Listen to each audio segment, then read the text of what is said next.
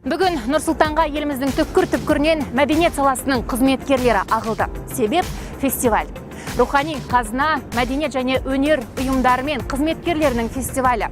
Мына сәулеті көркем Қазақстан орталық концерт залында еліміздің ең үздік мәдениет үйі және қызметкері анықталады.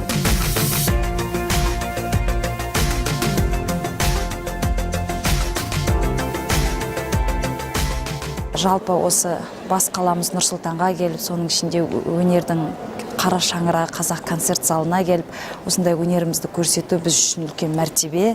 Өнер адамдарының алға қарай жылжуына, алға қарай жұмыстарын жалғастыруға қанат бітіреді армандарына.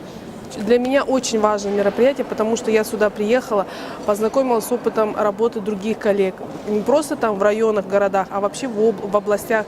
Как проходят мероприятия, одни и те же, которые мы проводим, да, но они проходят везде по-разному. Өте жоғары деңгейде ұйымдастыру, өте қатты сөзім жоқ жеткізетіндей. Қазақстан концерт залы өте керемет. Қазақстан орталық концерт залының конференция залында 60-қа жуық мәдениет қызметкерлері өздерінің мәдениет үйлерінің, мәдениет клубтарының бір жыл бойы атқарған іс-шаралары жайлы ақпарат таратып, өздерінің ерекшеліктер жайлы айтып қалуға тырысады. Еліміздің үздік мәдениет үйін және клуб қызметкерін анықтайтын Қазақ концерт мемлекеттік концерт ұйымының директоры Жеңіс Сейдуллаұлы төрағалық ететін әділ қазылар алқасы.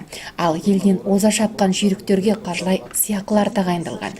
Айта кетейін, рухани қазына фестивалі мәдениет және спорт министрлігімен биыл екінші мәрте ұйымдастырылып отыр. Жалпы бұл шара 4 күнге созылады. 18 номинация бойынша қатысып отырған 200-ге жуық үміткердің ішінен үздіктерді марапаттау рәсімі 22 мамыр күні өтеді.